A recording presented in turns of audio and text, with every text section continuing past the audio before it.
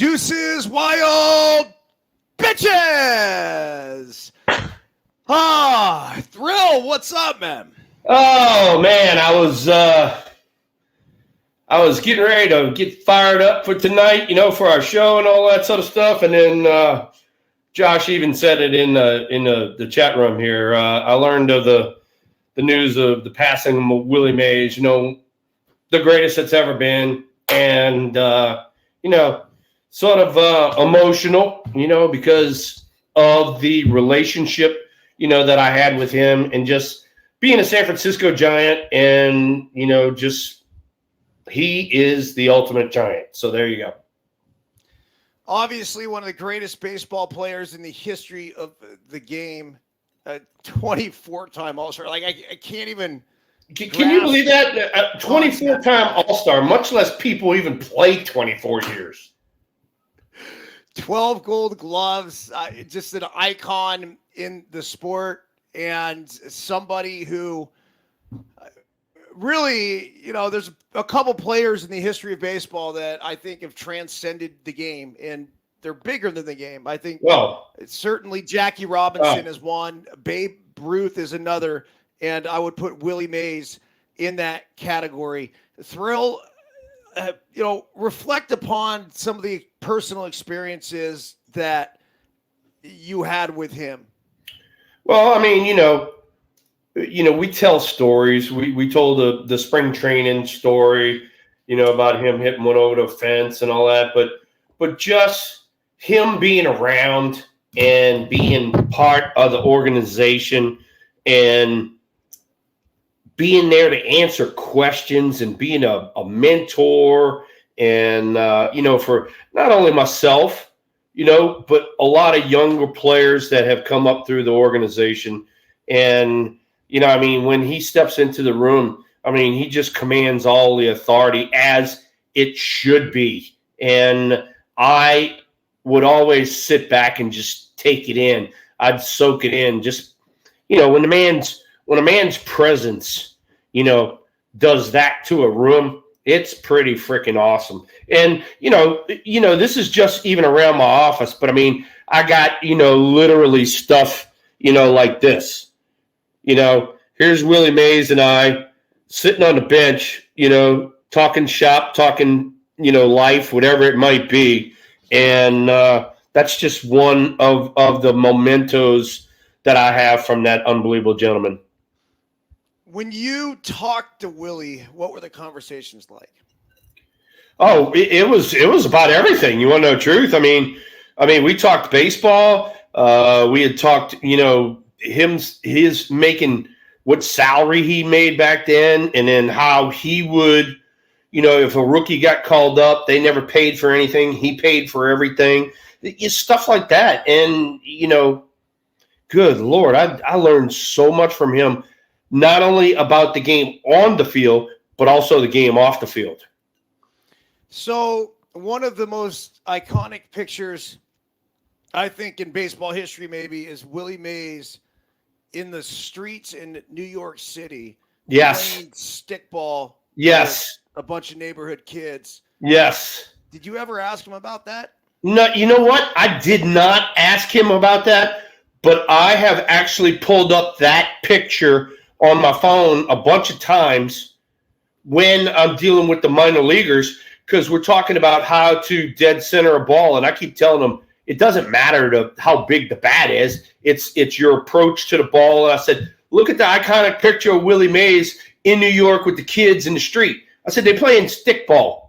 I said, that doesn't happen anymore. I said, you do not get people that play stickball. And so I literally will pick up a freaking broom handle or something like that. I'll chop it off. I'll bring it down into the cage, and we'll hit some balls with the broom handle. And I'm like, I learned this from watching Willie Mays do it, So, that's the kind of thing that you want to keep processing down the line. You want the younger generation to do it. Willie Mays did it. People in my generation did it. People in your generation did it. Let's keep the generations going, because this is something that Willie Mays believed in. So there you go.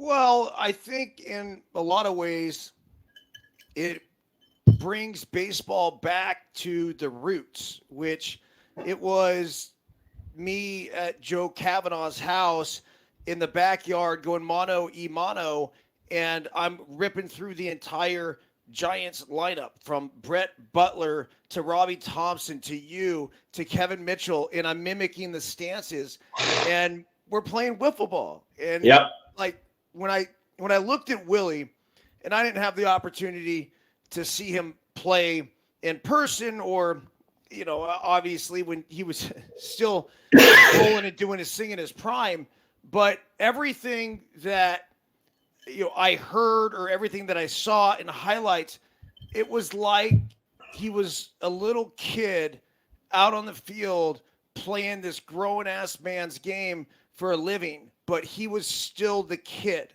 and he was still the one that was having the most fun and smiling. And it's the images that I've seen, the way he played the game, Thrill, he just seemed like a fucking savage. Oh, right? he was unbelievable the way he played the game. If you watch some of those old clips, not only kind of the way he swung the bat, but the way he ran the bases and with the aggressiveness, and not only that, this unbridled passion. It was how you and I would talk to play the game, and that's the way we played the game, is because of people like that and people passing the game down to us. Another thing too, you and I haven't even talked about this, but I'm leaving tomorrow to go to Birmingham, Alabama, because they're having a game at Rickwood Field as a tribute to the Negro Leagues, and Willie Mays was actually the centerpiece of why we were going, to Birmingham. He played for the Birmingham Byrnes in 1948. Another thing too, nobody ever talks about this. You mentioned 24 All-Star games, all right, for number 24. That's first off. But then also in 52 and 53, he served in the Army. He missed 2 years by serving in the Army. So it's unbelievable. It's unbelievable about this gentleman, how he's affected, the Giants organization. His handprints and fingerprints are on everything in the Giants organization, and how people in my generation were trying to live up to his expectations.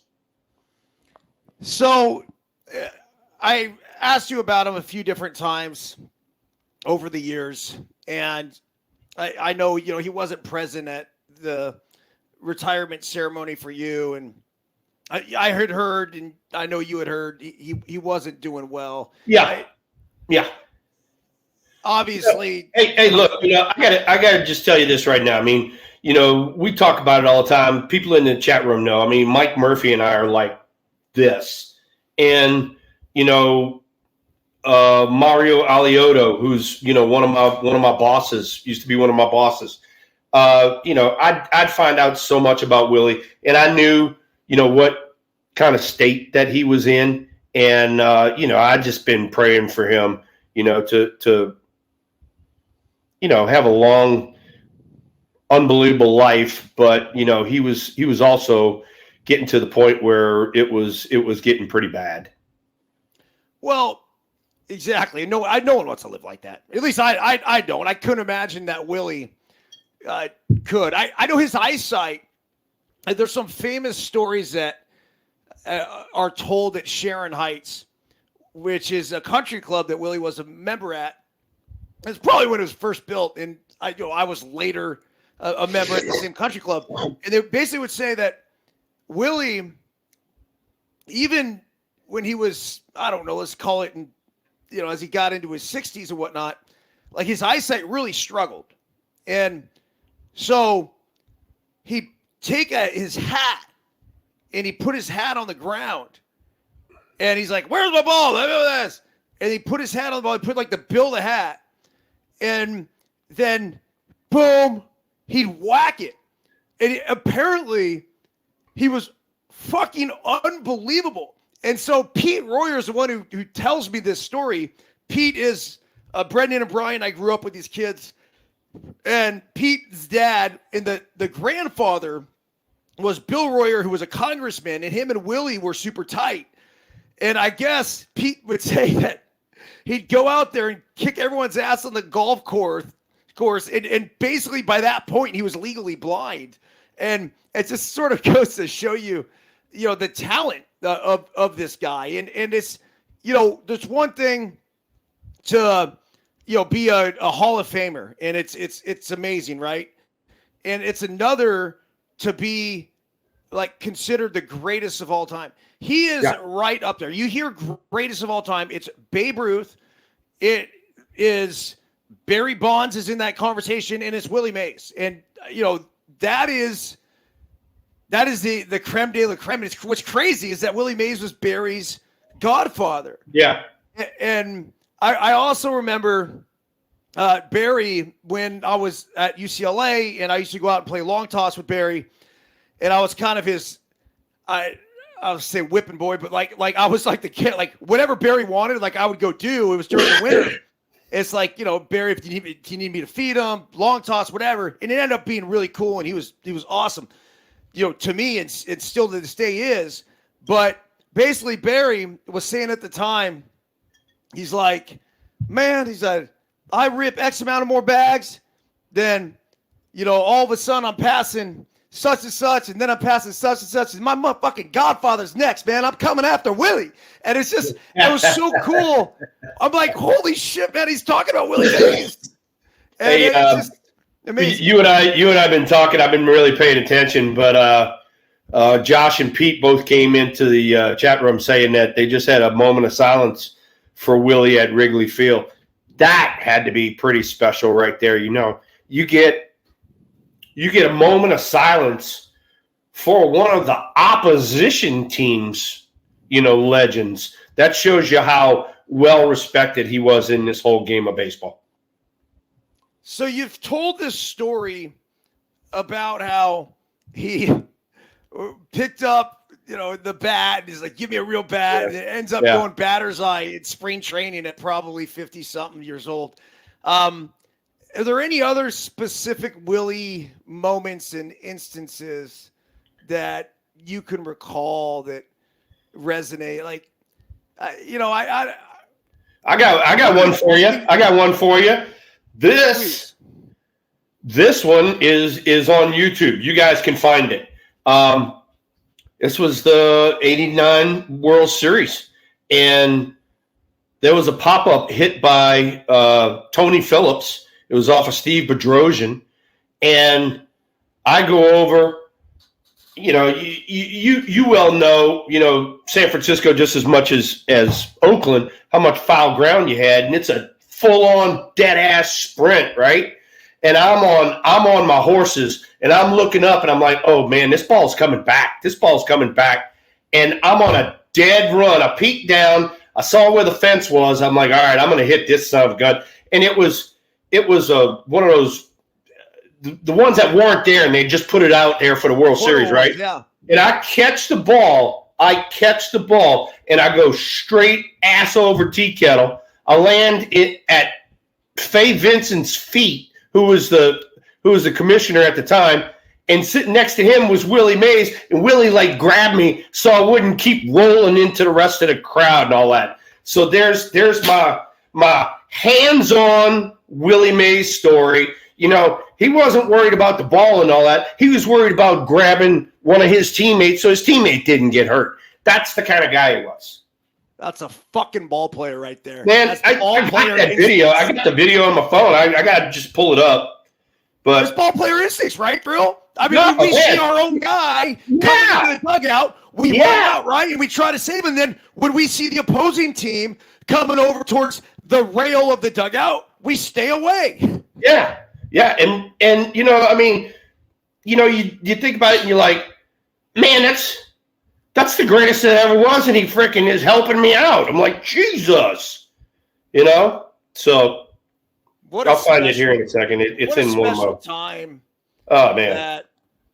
That was, man. Like, I mean, even for you and your life, and in 1989 and being the top of the world and coming off the series against the Cubs and second the MVP.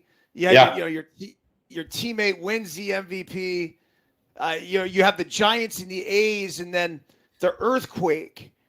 And I mean, what a humbling sort of thing. Yep. You know, right in the midst of all of it. Yeah. What was that like? Dude, like it's Faye Vincent, Willie Mays. And here I got the video right here. Let me play it.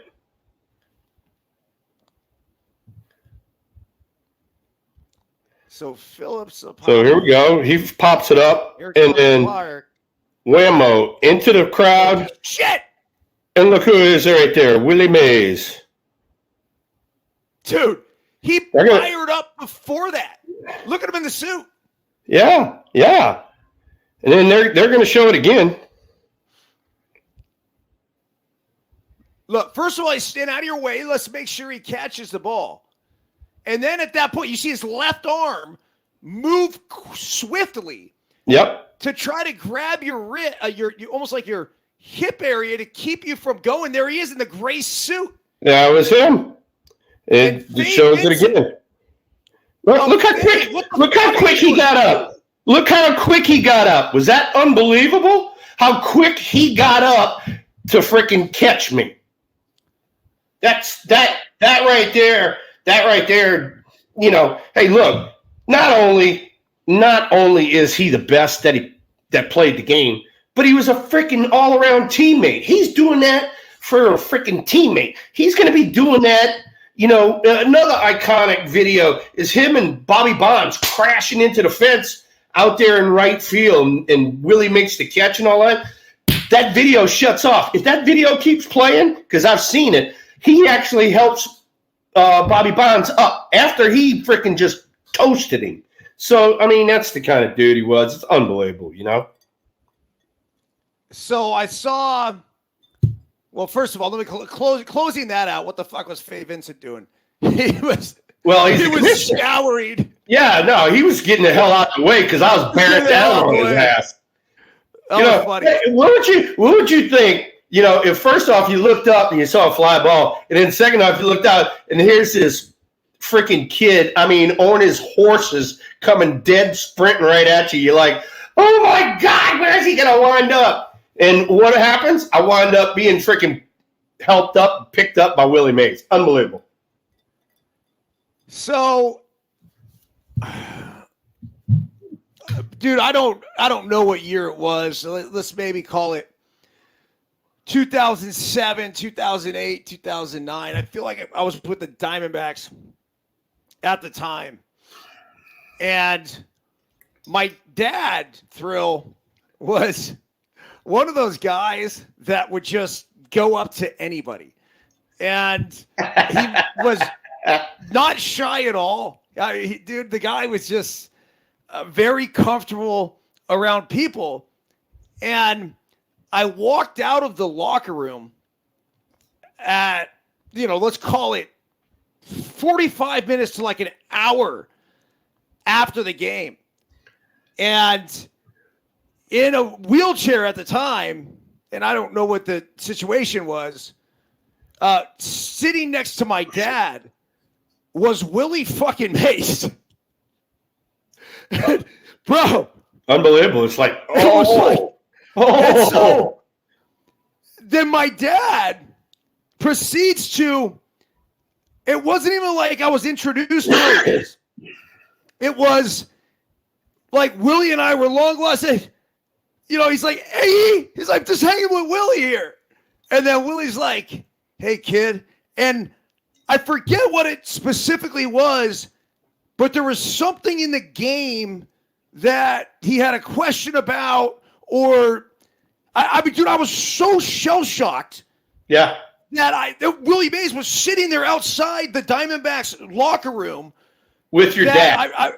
With my dad. And it was just that warm feeling.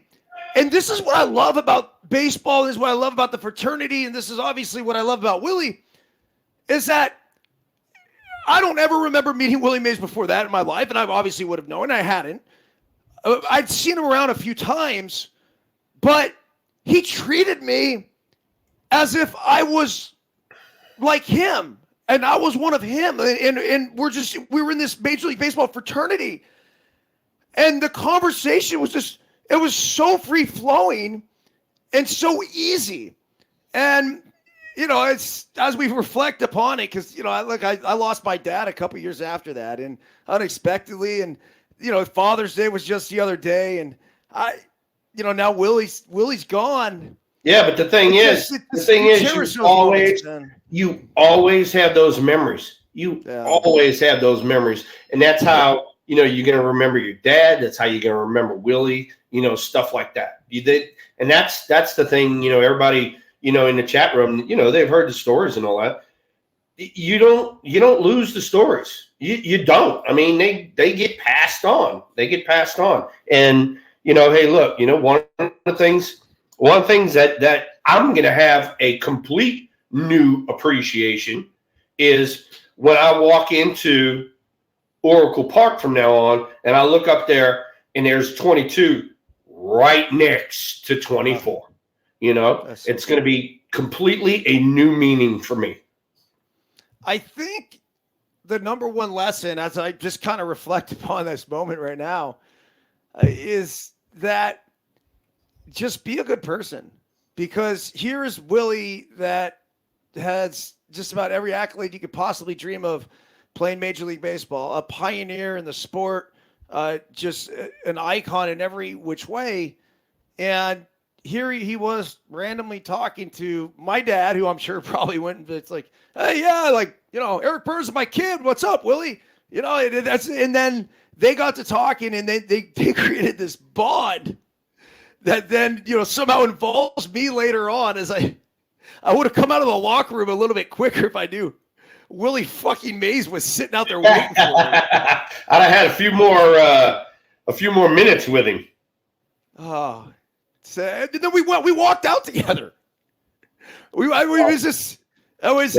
was cool. It was super cool. So it's just a huge loss for the baseball community. I think a bit ironic or apropos that the Giants will be playing this game at Rickwood Field. I think it's, Thursday or Friday? Yeah, it's Thursday. And the team's going to be coming from Chicago. So, and are you going to that game? Yes, I am. I'm leaving tomorrow morning. I will be at the game on Thursday. Have you ever been to Rickwood? I have been by it. I have not been in it. That's cool.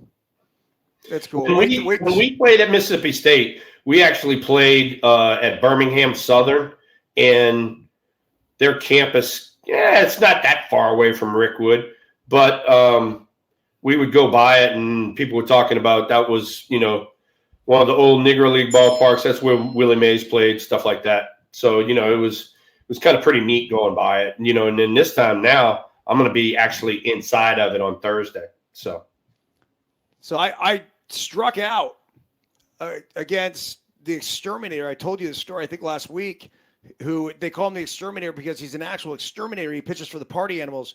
With the game on the line, I pinch hit myself, and in this huge moment and situation, and we had an epic battle and eventually he got me on a 3-2 curveball in the dirt, just a heartbreaker. So dude, you walk in there, and the layout of it, it just reminds me of a scene out of The Natural. Like it's so cool how it wraps around, and it holds. It was 10,000 when we were there. I don't know if they've increased the capacity or whatever. I mean, this is only a couple years ago, right? And when this thing was packed, and the way it was packed was just fucking awesome, man. You're gonna really enjoy that. I was looking forward to it, needless to say, celebrate the South and the Negro League players and all that sort of stuff, which is what this was about, and then Willie Mays, needless to say, was going to be the kind of focus, the center point of it. But now, it'll be like that. Plus it'll be a remembrance probably as well. I saw his son on MLB Network the other night, just talking about Rick Wood and talking about Willie, and not mistaken, like he grew up like right by there. Is that you? Is that yeah? true? I mean, he was. Yeah, he didn't grow up too far away from there. Yeah, no, not at all. Yeah. Have you spent any time with Willie's kid? It has been a long time. It's been since I was playing, so it's been a long time. Here's another one for you. I remembered this one too. In between for when we went on here, but this one's pretty neat too as well. Oh, come on, dude. Yeah, so you got both Willies, both of their, numbers hanging off the fence, framed by us. Both of them signed it for me and all that, and this is one of my treasured pieces here in my office. What's nuts is that your number actually lies between those two now. Yeah, can you believe that? Can you believe it? It's unbelievable. So I've heard different things, and maybe you can clarify it a little bit. We don't need to go into too many details. Did the Willies get along? Yes. The Willies did get along. Willie Mays was a lot more charismatic, more outgoing. Willie Mack was a little bit more reserved. He was the gentle giant. But, yeah, I mean, as far as, like, teammates and friends, they got along no problems. Yeah. Yeah. It's funny because, I just heard different things over the years. Willie McCovey, I used to fill up his Cadillac at the Woodside Chevron gas station. And then I'd ask him if he would, like me to check the oil. I don't think he ever did, but if he did, I told you I had a real hard time finding the dipsticks very often. And so I would just open the lid of the car and then I just kind of like spend some time in there. If I couldn't find the dipstick, I would just make sure I'm like, after about a minute, I'd come back and be like, oh, hey, it looks great. And actually check shit. Yeah, because you don't know what an engine looks like. That's why. I still can't tell you what does what in the engine. Hey, you remember I told you, you and I talked about this before, you had that job when I was a freshman in college and I played in Cape Cod, Massachusetts. That was my job, was gas station attendant. I did the same thing, and that's why when you sent me the no filter gas station shirt, I've been wearing it with the eye black and I had the air, all that sort of shit. But I knew where the dipsticks were. I can tell you that. I did check the oil, Jack. Yeah, but I look, sometimes the cars were complicated, dude. The engines. What gas station did you work at? You remember the name of it? I don't remember. But it was one of those. It was one of those ones. Yeah, because Cotuit was a small town. It was one that pretty much everybody went to. So we stayed busy. It wasn't like I was over there messing around. We stayed busy. So yeah. Giants and the Cubs right now, 2-2 thrill. Bottom of the 7th inning. Webb's pitching a gem. The wind was supposed to be blowing out at, I think it was 17 miles per hour is when I looked on the MLB Ballpark app. Obviously, it was blowing out last night as the ball was flying everywhere. The Giants with a huge late comeback. Yeah. Some homers, and they pulled off a small miracle last night. Yeah, no. It's funny. It really is funny, and I laugh and I say these things, but yeah, it's just the way the game goes. The Cubs pitcher, we were down by 2 at the time, and the Cubs pitcher was trying to go fastball away, and you're like, the first thing you think about is, all right, he has to beat me to the big part of the yard. And when he missed, he didn't miss away. He missed in. He missed by like 3 feet. And Estrada got a hold of it and launched it out there in left field. So I was like, you know, that was one of those ones where you sit there and shake your head. You're like, how did he miss by that far? Yeah, Thairo Estrada with the big homer, and then it was Heliot Ramos again, another home run. Yeah, this kid's looking like the real fucking deal, isn't he? Well, and then not only that too. I mean, they even mentioned it on the website. I mean, he's like in the running for the All-Star game for us right now. So, matter of fact, I think he's like 8th in votes or something like that. So I don't know. Really? Yep. Yeah. So at this point of the season, Thrill, who would you consider the Giants' most valuable player? Oh my God. It'd have to be probably Ramos, you know, and I mean, he's come up and just done everything that's been asked of him. You know, he spent his time in the minor leagues. He got on one of them little up and down type of things, you know, with the previous regime, but then now Melvin's kind of let him play, and he's answered the call, especially right now when we need it too. So, you know, one of the things.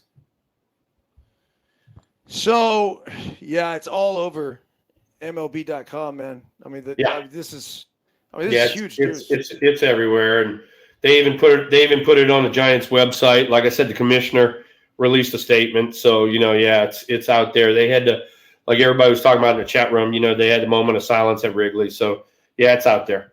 So, running down the averages and OPSs of the Giants, like, I mean, it's just not even close. There's one man. I mean, Ramos 321 with a 960 OPS. There's no one else. I mean, there's barely 3 guys in the 700s, like low 700s. 707 Yastrzemski, 701 Soler, and 713 for Conforto. You know what? I don't even know. You know, I mean, a lot of people, and you're included in that. You're into the OPS and all that sort of stuff. I legitimately don't pay attention to any of that. I pay attention because it was not a stat when I played. So we had on base percentage, all right, OBP, and then we had slugging. Those 2 things, all right. On base percentage was how many times you were out there for your teammates, and then, you know, then slugging, needless to say, was if you're pounding the ball or not. And I didn't even look at slugging, you want to know the truth. I had no earthly idea what my slugging percentage was, but I paid attention to on-base percentage. I can tell you that because every time I came to the plate, I had Matt Williams, Kevin Mitchell, Barry Bonds behind me. So I needed to have a good on-base percentage, and that's what we looked at. Let's take a look at Heliot Ramos here. I mean, he's got that comfortable look in the box. And I like to say that I judge guys off of their takes. And just watching his takes lately, it just seems like somebody that is seeing the ball really well, and it's almost like he knows what's coming. Yeah. Yeah, no, I'm with you. You know, that when you get safe. When you get locked in up at the plate, you know, you start having everything happen in kind of slow motion, and everything looks like really good to you, you know. I bet you the Giants challenge this. We'll take a look. Oh, he says no. Well, it's the 8th inning. It's the 8th inning. This is one of those things where you can't lose your last challenge or whatever it might be, you know. Here's a high throw. It's why you hustle down. Oh, he got him. Nice play. I can't see right there. Did he tag him or did he land on the bag? He landed on the bag and he tagged him. Okay. See, that's just something else. That's something else right there that doesn't get taught anymore is, you know, when you are hauling ass down the line, I know you got taught this because I saw you do it a few times, but when you're hauling ass down the line and the first baseman has to jump, he's going to come down and he's going to do 2 things. He's either going to land on the bag or he's going to try to swipe tag you, one or the other. First thing you ought to do, as soon as you see the first baseman jump, get down, slide into first base. And I don't see none of that shit happening no more. These guys run into outs like it's going out of style. Yeah, so you basically look at it. When you see that first baseman go up, you go down.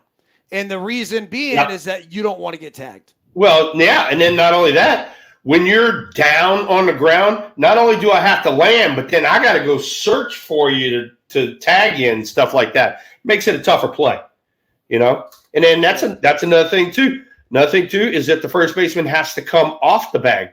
Like a bad throw up the line, same thing. You want to get down because he's going to swipe tag you as you go by. Let's have some fun with Willie Mays stats. And I don't know, let's dive into some of these and see what we would consider the most impressive. His career stat line, his WAR is 156. It's just unfathomable, that number. He had 10,924 at-bats, 3,293 hits, 660 home runs, 301 batting average, 2,068 runs, 1,909 RBIs, 339 stolen bases. So let's see, 660 homers, 339 bags, an on-base percentage of .384 lifetime, 557 slugging, a 940 OPS, an OPS plus of 155 means he was 55% better than league average. Just monster stats. Monster.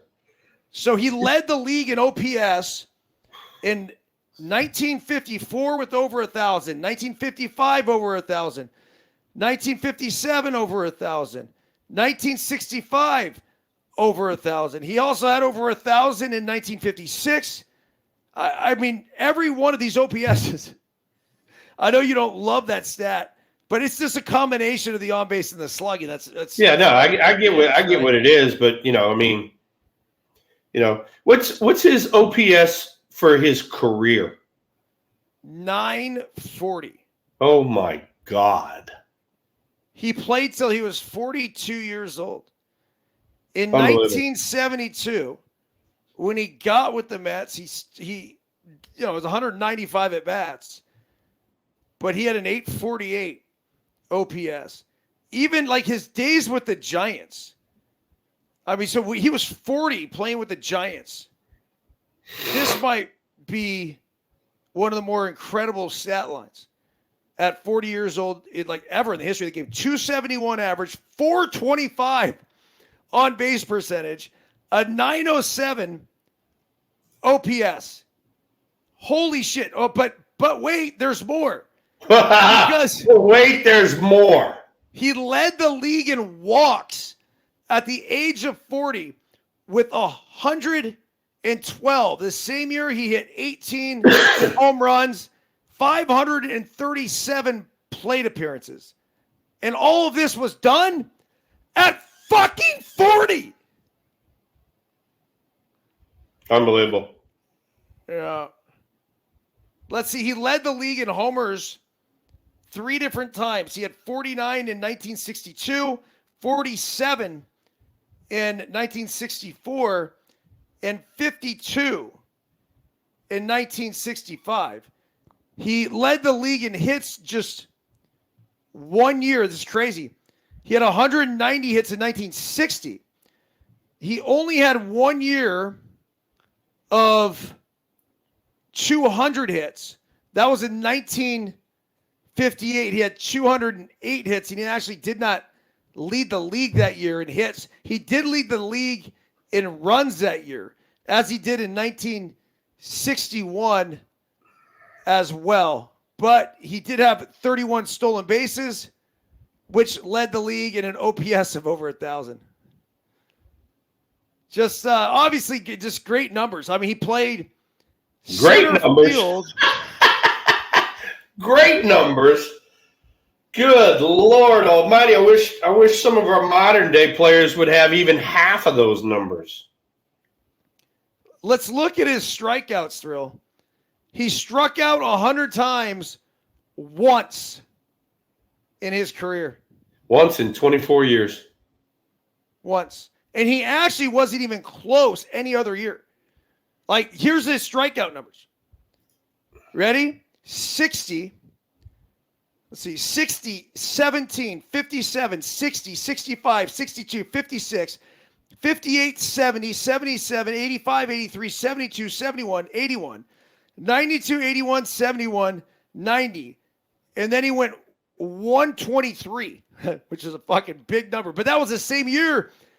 He also had that great year at 40. He just decided he was going to strike out a little bit more. And then 48, 43, 47. And the Giants are about to lose this game. At least the bottom of the 8th. They got 3 outs left now. Bellinger just signaled to left off of Rogers. Yeah, take a look at this, Cyril. I don't know how well you can see it in the background, but this is a Cody Bellinger ground ball the other way. Not trying to do too much. He says, fuck it. Splits the third baseman and the shortstop. And the Cubs take the lead. Yep. How about Tyler Rogers? Do you realize that he's, and I don't think he's walked anybody tonight. He hasn't walked anybody all year, and he had just one intentional walk. Like, I mean, this is another guy you start talking about for the All-Star game. He's been lights out for the Gigantes. That's tough to do, especially when he's fucking throwing baseball the wrong way. Yeah, no, you're right. Yeah, he's got one base on balls. One. And you want to know the honest God's truth? I mean, I hate to say it, but, you know, when you got that kind of control and people know that coming in, they're not going to be at the plate going, oh, geez, he's going to hit me or anything like that. They're going to be like, hey, this dude's going to be right there, right around the plate. I'm going to be able to get some good swings off. Don't you think it would be advantageous for him every now and again to stick one in somebody's ribs? I was just getting ready to say that. Wouldn't be a bad thing. Would not be a bad thing to airmail one every now and then. Dude, he's a comfortable at bat. I mean, he's right now. He's got 0.0 innings pitched in this game. He's given up 3 hits, 1 run. Yep. Now we got first and third, nobody out. So yeah, they just keep coming at him. Yep. I mean, at some point, they've been using him a lot, right? I feel like he's been getting a lot of run out there. This is 36th game, 37th game now. It's just everything's around the zone. If you know that as a hitter. That was, believe it or not, I mean, because we faced, Josh and I talked about it, when back in the day, but, when we faced the Japanese and the Taiwanese and the Koreans, when I was on the Olympic team, they had a ton of guys that threw the ball from down there. And, they also had guys that were throwing 93, 94 from down there too sometimes. But the dudes were always around the plate. So it's like, man, you go up there and you like lean out over the dish because you knew that they weren't going to hit you because they had such good control. So you go up there and freaking sit on pitches, lean out over the plate on them. Bing Young Kim is a good example of that. When he was on, one of the nastiest pitchers that I've ever faced, but he obviously gave up some big home runs in his day. Specifically, I remember that one year against the Yankees in the postseason. The other thing is I got to believe Tyler Rogers is susceptible to the stolen base. There's just, you got a long way to go and a lot of movement. Right. Yep, you are correct, Mundo. So is Trey going with you to the game at Rickwood? Trey is going to the game with me at Rickwood. We Birmingham's probably about, hour and a half, hour and 45 minutes from the ranch. So, oh Lord. So we're gonna stay at the ranch tomorrow night, and then we'll drive into Birmingham, see the game, see the team, all that sort of stuff, and then we'll drive back to the ranch. So is that north of you guys? Yeah. North and East. I'm heading to Atlanta tomorrow, Thrill. Okay. So Birmingham is about the same height as Atlanta. It's just dead west of Atlanta. What you got to go do in Atlanta? We got the perfect game World Series. Oh, that's right. That's right. You told me about it. Yeah. 90. There's Brian Price, the Cal Golden Bear. He was my pitching coach in Arizona, and then the manager of the Cincinnati Reds. Brian Price, have you spent some time around him? I have. He was over there in Arizona with you when I saw you there, and then I knew he managed the Reds for a little bit, and then now being back, it's fun. It's been fun not only in spring training but also during the season. It's been fun messing with Brian because he's got a great sense of humor, and he keeps it light, in the coach's room, so it's a lot of fun. Do those guys laugh about the fact they're still fucking doing this? Some of them do. I mean, they got it. Like Bomel. I mean, dude, he was fired from Arizona fucking in 2008. The stupidest fire in the history of baseball when they fired him and brought in 34-year-old A.J. Hinch. And A.J. Hinch is obviously a great manager. It just wasn't the right time. Here's a play by Chappie out at the plate. Nice play right there. Nice play. Cut the run off. Keep it now. He's still got the double play in order, so let's go. Yeah, the Cubs were about to bust this thing open. Yeah. Wrigley Field, Thrill. Obviously, you have the infamous incident of reading Greg Maddox's fastball inside. Walk us through that one more time. I mean, that was at Wrigley Field. So here's another thing about Wrigley Field. Until '89 and until those playoffs, we played nothing but day games there because they did not have lights. That was the first time. That was the first time that I ever played a night game at Wrigley Field. Was in the '89 playoffs. Did you read Maddox's lips, or could you hear him? No, I read his lips, but my first at bat, he went sinker away. I whacked a double in the left center, scored a run. Next at bat, he went to 3-2, and I wound up getting a 3-2 changeup, and I hooked him out of right center. So he had not come in on me yet, not one time. And then Brett Butler and Pat Sheridan, our other two lefties that were in the lineup, he was pounding them in. So, I mean, it's like common sense. Sooner or later, I have to see something in because he knows now that I'm leaning out over the plate because I done hooked his 3-2 changeup, And, I'm standing in the on-deck circle with Kevin Mitchell, and I'm looking right at him. And the on-deck circle in Wrigley is not that far from the mound. No. I mean, it's not far at all. And he legitimately went like this. He goes, fastball in.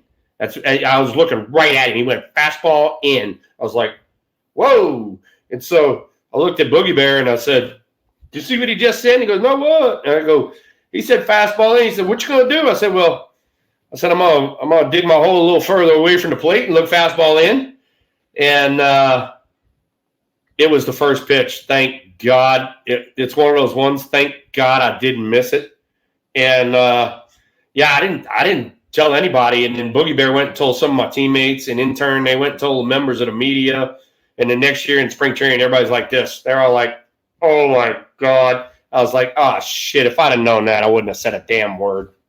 So you're the one to blame for the conversations that have taken place over the past 30 years. They didn't do it. They didn't watch. Go back and look at tapes and shit. Nobody covered their face until like 1990 or 1991. Everybody's like this all of a sudden. I'm like, God damn it. If I'd have known that, I wouldn't have said a word.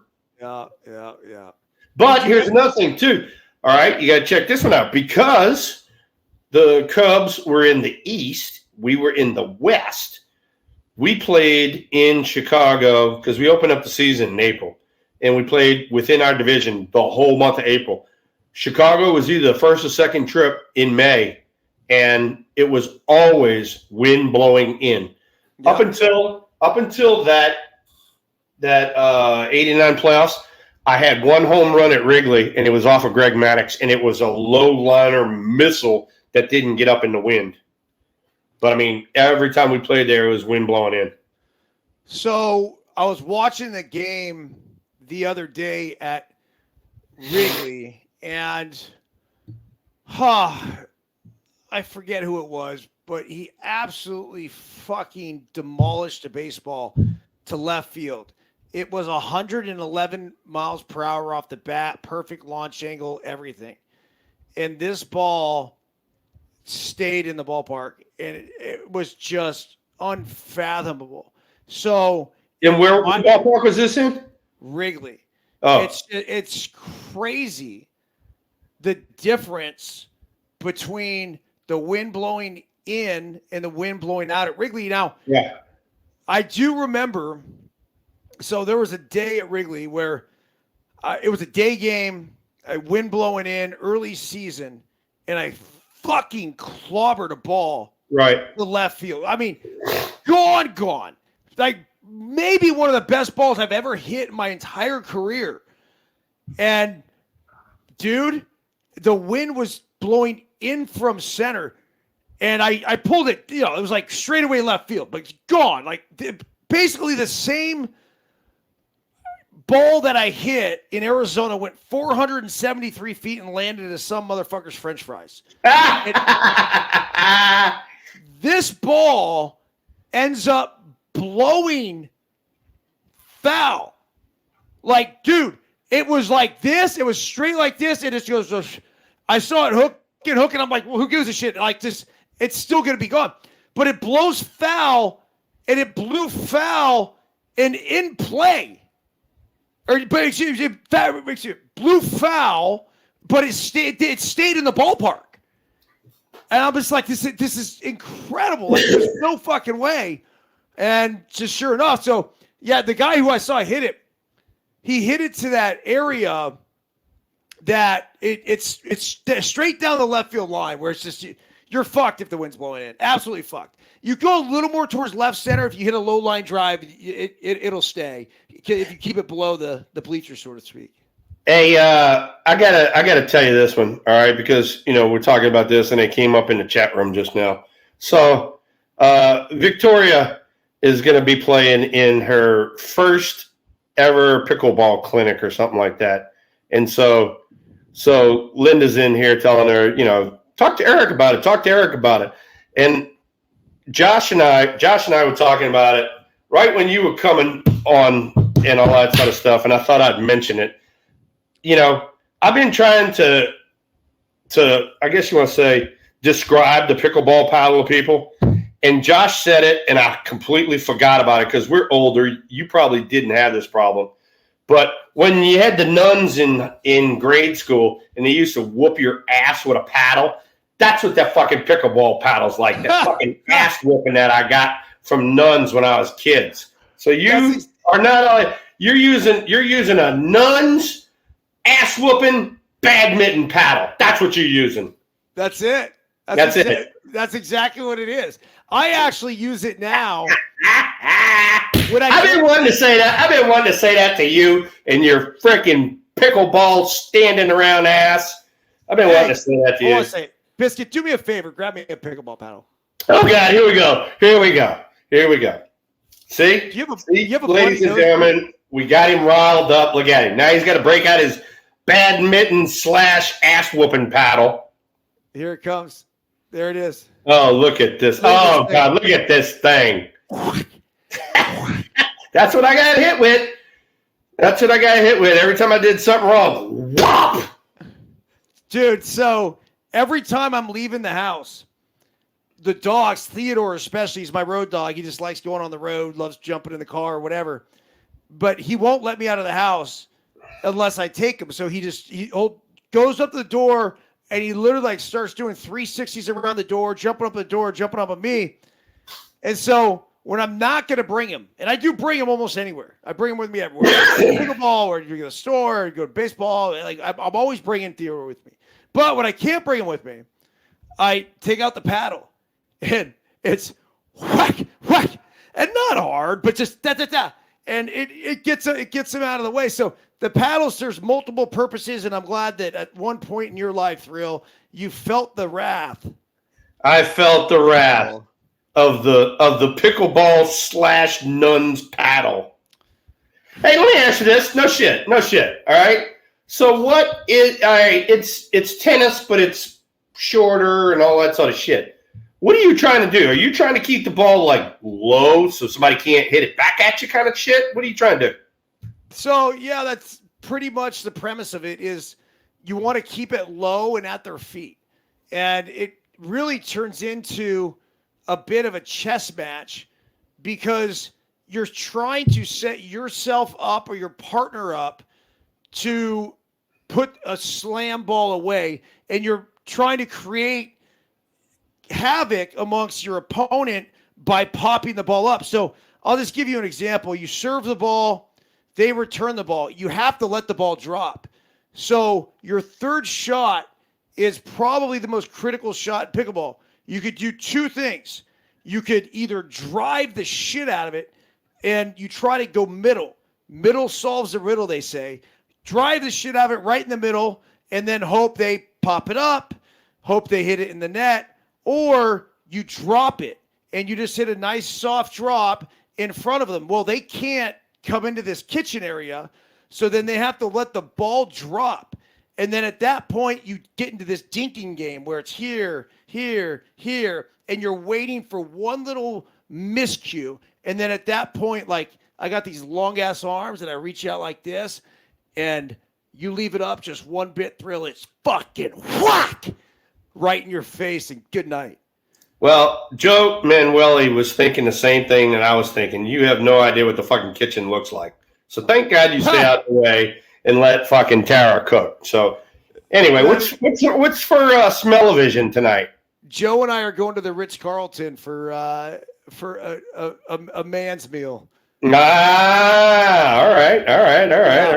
So I'm in Half Moon Bay right now. Yeah. Joe and Giuseppe Pepe Manueli and I. Oh, nice. Nice. Where are y'all gonna go? We're going to the Ritz-Carlton. They have an amazing bar area. Oh, shoot, that's a great place down there. I love it. Oh, you've been to Half Moon Bay Ritz? Yeah, you were the Grand Marshal of the Pumpkin Festival. That's where they had the baseball alumni golf tournament. MLB used to have it down there, and I went every year. I mean, I loved it. I thought it was awesome. Stayed at the Ritz right there. And what's the place in Half Moon Bay when you come across 92? Instead of going right and going south, you go left. Instead of going left, going south, you go right, you go north, and it's a seafood place down there. Serves the lobster rolls. Sam's Chowder. Whoa, that's it. I got to go back there. That place is freaking awesome. I want you to see this, though, Thrill. This is a point that took place today, this afternoon, at the Ocean Colony pickleball courts. Oh, God. It's myself. Is this gonna be a 30-minute jobby? No, it's myself and Giuseppe Pepe Manueli playing against this junior tennis phenom and his dad, who's his coach, who certainly played tennis at a super high level. But here's Joe. Can you see this? Do it, Joe. Watch him. Oh, yeah. Oh, stop. Get it, Joe. Oh, yay. Oh, that was Frazier. Oh, down goes Frazier. Way to take it like a man, Joe. Oh, baby. Look at that. And we won the point. Yeah, look at that. You even got to come over there to the phone. Nice job. How about Joe's full send effort out of the pickleball court today? Joe, get full extension, and that's what they make rubbing alcohol for. When you have those little scrapes and burns. Oh, yeah. Who gives a shit, right? Like, I mean, yeah, hell yeah. I told him, like, we can't lose this. Like, this is the pride of no filter. Like, you understand, our business is on the line right here. We can't lose to a kid. It's the host and the freaking creator. You know, you got to win. So look what he sent me.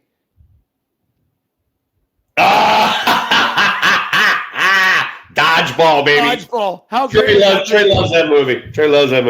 Hey, Tommy Aliotti even said it. And I forgot, when I was looking at your pickleball paddle and all that sort of stuff, and he was right. The freaking nuns used to cut holes in them paddles so that they didn't have as much wind resistance, and they freaking get a good wallop in you. And so you had a big freaking red spot on your ass, but you had all these little white holes because that's where the freaking holes were from the wind resistance. Nice job, Tommy. I like that one. Yeah, the nuns had to have the paddle light enough. Dude, I got my ass kicked so much. There was because I went to a Jesuit high school. I didn't have any problems with the priests, but the freaking nuns would kick my ass in grade school. Jesus Christ. Well, there goes Soler. I mean, that was easy work, man. He gone. But the Giants overall, they've been playing all right. Yeah. They're right in the thick of things. What are your thoughts on the fact that you have so many teams in the mix for the wild card? I mean, right now, it's the Braves, Cardinals, Diamondbacks, Giants, Nationals, Padres, Reds, Pirates, Mets, and Cubs, all within 2 games.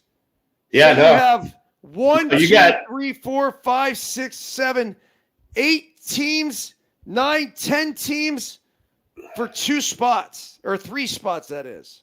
Yeah. I mean, you got no kidding. I mean, you got 1, 2, 3, 4, 5, 6, 7, 8, 9, 10. Yep. 10. You got 10. We got 9 teams within 1 game. 1 game of, making a wild card. Dude, this is awesome. I mean, everybody's got hope, and we haven't even got to the second half yet, so. Yeah, I mean, at some point, some of these teams are going to fade. Yeah. But you have the Cubs are 34 and 39. I mean, I can't take a team serious until they're 500, or at least Padres 37 and 40. Well, here's another thing. Padres were doing well. Fuck. All right, here's another thing. All right, and I don't know why, but nobody really has talked about this. You and I have talked about it. Everybody in the chat room kind of knows because we've mentioned it before. All right, we got Lamont Wade Jr. coming back. He's been banged up. He's coming back. All right. Then you got Blake Snell. He didn't have a spring training. He got hurt a little bit. Then he had paternity leave. Now he's hurt with a groin. He's going to be coming back. You got Robbie Ray. He's already throwing bullpens in Arizona right now. And, he'll be back second half. Then you got the other one. What's the other one? Cobb.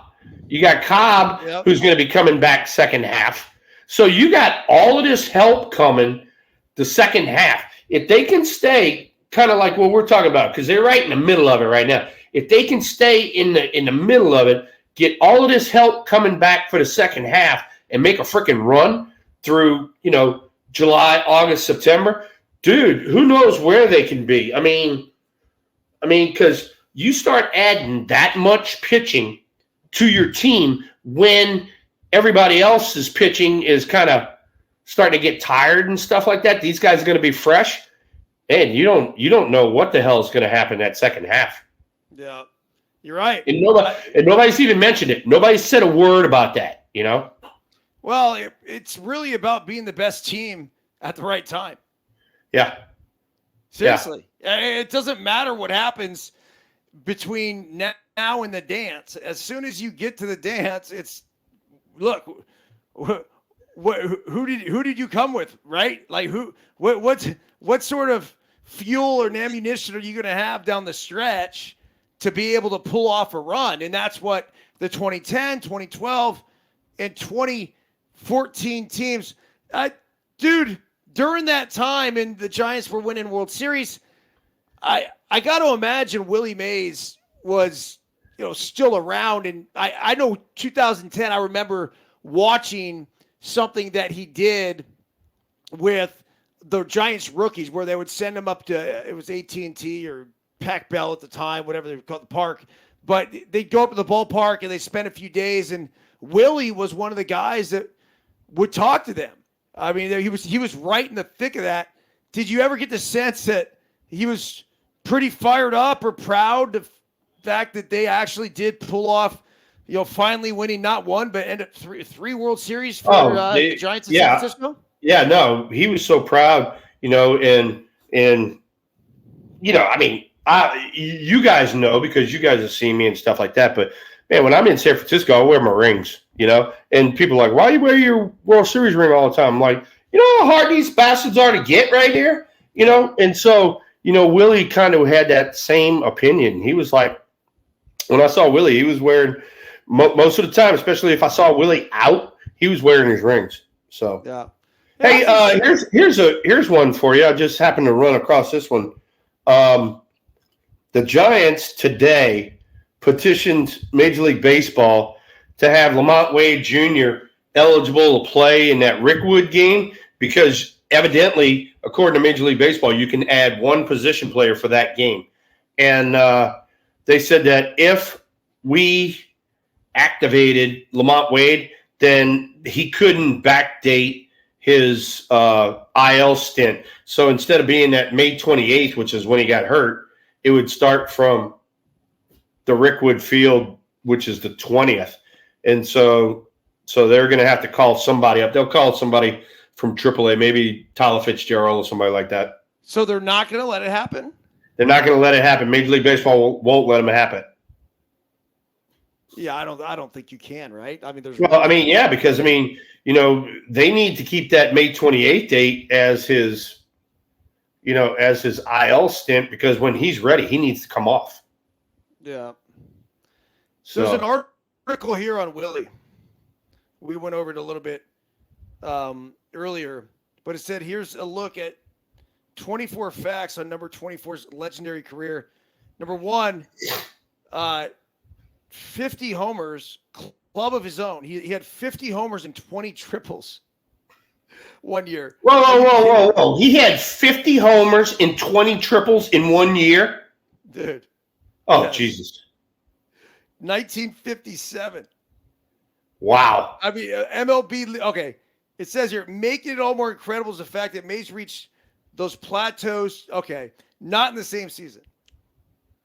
He had 50 homers in 51 homers in 1955 and 20 triples in 1957. Said he later teed off for a career best 52 homers in 1965, making him just one of 9 players in MLB history with multiple 50-homer seasons. He did have a 4-homer game on April 30th, 1961. He went 4 for 5 with 4 homers and 8 RBI. In Milwaukee County Stadium. Yeah, you're right. Thank you.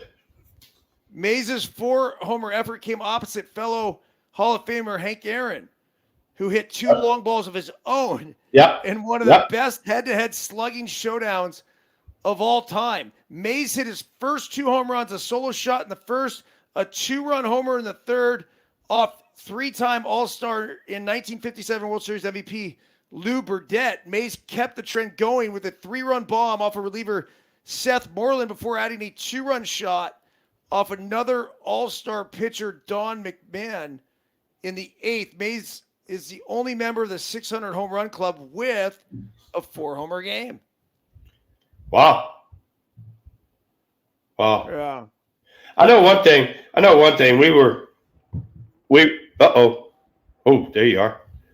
What happened there?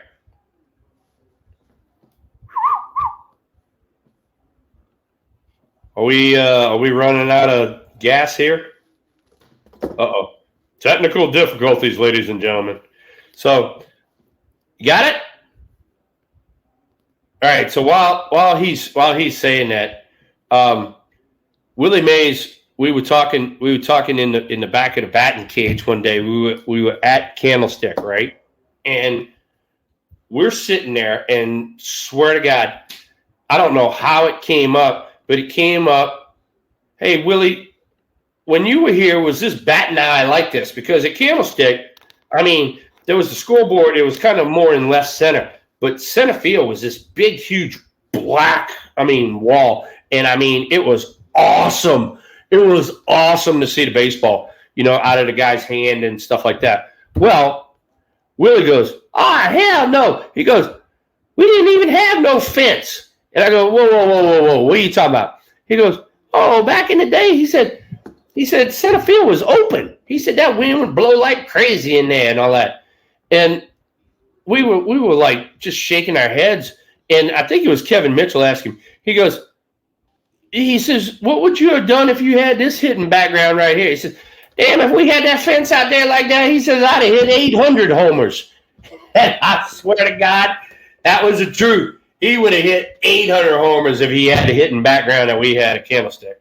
So, but he was looking at an open center field, and you could see the freaking bay out there. So there's one story for you. We have technical difficulties while EB is partying in his living room. Joe Manueli Pacelli, you might want to get him a new computer or something. I mean, he's always making fun of me in backwoods Louisiana, supposedly, and I don't have technical difficulties. He has technical difficulties, and he lives in frickin' California, right there by Silicon Valley. Manueli Pacelli, go ahead and take care of the man, will you, please? Thank you. He even tried to use Tara's computer the other day. So, but anyway, y'all got any questions while he's messing around doing his, latest technical difficulties? Hey, that might be something good to use your pickleball paddle with. Take your computer and whack the shit out of it and bust it up. Bring it back to Best Buy and say, hey, I need a new computer. My pickleball paddle accidentally got in the way. Dude, can you hear me? Nope. Look, ladies and gentlemen, check out the hair. This is the pickleball hair right there. That is beautiful. I'm loving life. Oh, by the way, you can kiss my bass. That's right. Oh, Big Mike and JT, Tommy Luke, probably going to be catching a bass tomorrow at the Double Deuce, and I'll be taking it and transferring the bass to the pond over there at number 5. So I need to get some fish in that pond too. So I'll be moving crap around. The Major League Baseball, believe it or not, for this Rickwood game, because it's MLB, they got to get involved. I got to have special credentials and all that sort of shit too. So kind of a pain in the ass. You there? I'm back, dude. Yeah. All right. He's back, ladies and gentlemen. Yeah, the sound quality goes to shit when these aren't plugged in, but that's the thing I've been having. It's fine on this, but basically when we go to upload it to Apple and stuff, it's usually when it starts sucking ass. Yep. So Real, we got a bug down south, believe it or not. It's actually a caterpillar, and it's called a catalpa worm, and it's black and yellow. And if you throw anything in my lake that's black and yellow, you're going to catch something. So that's my lures for tomorrow. Is that? I mean, are we going straight fishing? Yeah, I got a new pond, and I put some fish in it. I need to stick some bass in there to control the population. So I'm gonna catch a few bass and transfer them to the other pond. Hey, can we start a new show on No Filter Network called like Fishing Tips and Killing Shit with Will the Thrill? Well, dude, we'll have 2 segments. We'll have Will Clark's kill shots, and then we'll have Eric Byrnes pickleball kill shots. So we'll combine the 2 kill shots. I think this is the first time I've ever sat down doing the show. I'm only doing it because I have to get on level with the camera. You're a mess, dude. I was telling Pepe Manueli, I said, he's always making fun of me being in backwoods Louisiana. I said, but I never have technical difficulties unless I have a freaking hurricane blowing through. I said, but you live in freaking Silicon Valley. You hop, skip, and jump from Silicon Valley, and you're having the constant problems. It's a very good point, man. Hey, take the pickleball paddle, throw the computer up, whack, and then go get you a new one. Let Pepe Manueli get you a new one. Bro, even you're coming out. I know I need a new computer. Is basically what I need. It's this is 1,000% on me. We got a 7:30 reservation at the Ritz, but Thrill, any final thoughts? About Willie, and I mean, obviously, I'm sure they're going to have an amazing service for him at some point. I got to believe some public. Yeah, they'll do something. I don't know when it will be, but they'll do something, celebration of life or whatever. But dude, I mean, we pretty much covered it all. I mean, in closing, he walked into the room and he commanded the room, as was deserved.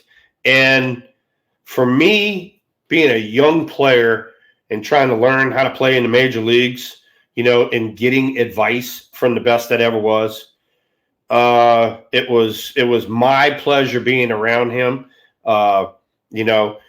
Needless to say, my everyday mentors were Mike Krukow and, Bob Brenly, Mike Lacoste, Rick Russell, Big Daddy, we could go on and on and on. But in terms of the organization and affecting everybody in the organization, this man was the man. That's the only way to put it. He was the man. Nobody has even mentioned this, but, I mean, people throw these things out there like, oh, he's a 4-tool player or he can do this or he can do that. He was the first 5-tool player, and he did it all, and he did it at the best. Willie Mays passes away today, and I will tell you, the one very limited interaction that I had with him, with my dad after a game, I'll never forget it. I really won't. And again, it was like I still don't remember what we talked about, because I couldn't get over the fact that my dad was sitting there with his long lost best friend, Willie fucking Mays. See, and then that's the thing. This is the second time that you've told that story, and both times you have this shit-eating grin like this little kid, and that's the memory that you want to have. You want to have that memory right there. Not only thinking about Willie, but thinking about your dad that way too. It's super cool, man. You know what? Because look, he taught you, and then I think in a lot of ways he taught me that. Yeah, we're ball players, and what we do is perceived by outsiders as being really special. And even though I looked up to you and you looked up to Willie, we're also just fucking dudes. Yeah, no, you're right. At the end of the day, you get over that admiration thing, and it just becomes like, this is my contempt. Like, this is what we do. We're ball players. We're fucking ball players. And Willie was the ultimate ball player. Yeah, no, and you're right. And when you came into the room and you got over, for me, it might have took a little while, but when you got over that initial shock of, oh, there's Willie Mays, one of those numbers, when you got over that and you were like, all right, what the hell am I going to talk to him about? Well, let's talk to him about what he knows, which is freaking baseball. And how did you go about doing this? How did you get to be one of the best that ever was? I can't do the shit you can do, but I'm going to learn something from you. And it was awesome, man. I mean, and then you play with, Barry, who's, the best of our generation, and arguably the best that ever was. But God, his godfather was freaking awesome. I can just tell you that. Yeah, it's Barry did things a little differently. Yeah, there was Barry, and for whatever reason, he went about his business the way he went about his business. Willie, and I think that's probably again, like maybe how they'll be remembered. I was so fortunate to be able to be around Barry, the fucking great dude. Yeah, and be able to see how he could be a great teammate. Yeah. Well, and I've even for the game, but Willie really was in the ultimate ambassador for the game. Yeah. I even told you this story. It was last year, maybe a year before, we were doing a show, and I even told you this. So Willie always came to spring training, and Murph would set up a table, and Willie would sit there, and sometimes if Gaylord was in town, he'd sit there. Willie Mack would sit there. They'd all just sit together, in the middle of the clubhouse, right? And so, I don't know, the game starts or whatever, and I got to go do something, and I'm coming back through, and it's maybe like the third inning or something like that, and Willie had just gotten out the shower, and he was coming, to get dressed in his locker and all that sort of stuff, and, he had a towel on, that was it.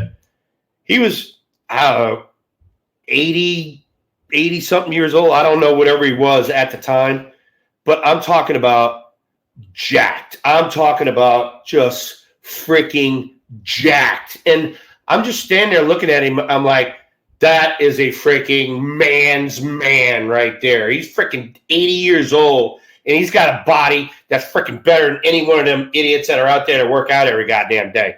I was like, that is a freaking man's man right there.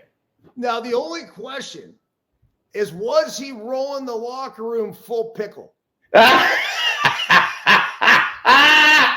No, God damn it, he didn't do that shit. Come on, man. No, bitch. Your mind goes to the gutter, Jack. Your mind goes to the gutter. And speaking of which, I still have not got my motorboater shit. I need my motorboater shit. They have your ad. It took me a while to get it. I think they sold out of it. That's what it is. That's what it is. We got them on freaking No Filter. They sold out of their merchandise because we started talking about their ass. Dude, that motorboat, so our clips will get chopped up and they push them out there, whatever. Yeah. And Henry does a great job with our social. And so, a lot of the clips they'll get going and they'll get 10, 20, 30, 40, 50,000 views on it pretty soon after we put it up there. And then what's interesting is to see what happens with these clips as they last a week, 2 weeks, 3 weeks. Well, I went back and looked at this Motorboaters clip. I think it was last night or the night before.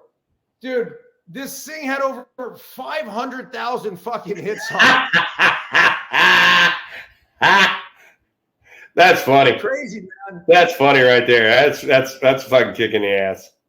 Well, dude, safe travels to Rick Wood. Enjoy the ranch. Tell Trey and the family what's up, and appreciate the thoughts and reflections upon Willie Mays. This is obviously a sad day. I think a liberating day for Willie, knowing that he wasn't in the best shape, and he was able at this point to move on and go to a much better place. And he will obviously forever be remembered in Major League Baseball and the San Francisco Giants. And then, it's really cool that I think. Well, he's going to be up there talking shop with all the rest of the Hall of Famers that preceded him. So, it's only a matter of time before it happens to every one of us. But, you never wanted to see kind of the icon of our organization, but he's in a better place now. He doesn't have the pain and all that sort of stuff, the glaucoma he was dealing with, all of that. So, my prayers with him. Here you go. Oh yeah. Oh yeah. Cheers. Willie. Yep. Oh, and by the way, Big Mike, Tommy, Josh, I just got word that the ravioli's been made from Trey's Hog, 129 packs of ravioli. So we will be having ravioli a lot this year. All of you guys will be getting ravioli. I'll bring freaking ravioli everywhere. So we're eating pig ravioli, huh? Oh, hell yeah. Hell yeah. They had it in the clubhouse. Didn't even know what it was. They were like, oh, man, this shit's good. I was like, that's wild pig that came from about 30 minutes that way. All right, Thrill, are you around next week? I am not around next week. I am in San Jose, California. Rodolfo, just letting you know I'm going to be in your neighborhood. I am watching the Little Giants all next week, so I will not be around. What days you there? I'll be there Monday through Sunday. So Bryce Eldridge is down there, our big first baseman / pitcher. They wanted him to be a hitter instead of a pitcher, and they're trying to put him at first base, and they want me giving him some tutelage down there. So that's what I will be doing, and then working with the baby Giants. I did not get a chance to see the San Jose Giants last year. I'm making it a point this year. I will be there on Monday. Awesome, man. Well, safe travels. Oh, it's funny thing. I get back in town like Monday or Tuesday. I shoot down to San Jose for a game. Yeah, man. Let me give you a holler, and we'll get together and all that sort of stuff. Hang out. Got to come out to the HMB one of these days, dude. Yeah. You know what? Hey, I'll come over there to the Ritz and hang out with you at the Ritz in Half Moon Bay. You Pepe Manuele and all that, but Going to Tahoe and Truckee and come watch your pickleball games. Deal with your black bears in your backyard. Eat some of Tara's smell-o-vision. Bro, we gotta get you playing pickleball. That's the next move. And I already told you. Let's see. It's the 17th through the 20th of July. Excuse me. 17th through the 20th of July. I'm gonna be in Reno with that. With that Pace, golf tournament and all that sort of stuff. I'll see Big Mike there, and we'll go from there. I'm there. All right, bro. All right, dude. Have a great night, man. This was a great show. Thanks for honoring Willie like you did. It was classy. It was really a good show. Thanks for everybody, in the chat room jumping in. Thank y'all for all your thoughts and prayers. 1,000%, dude. Willie Mays, we love you. Thank you. Right back at you, bro. See ya.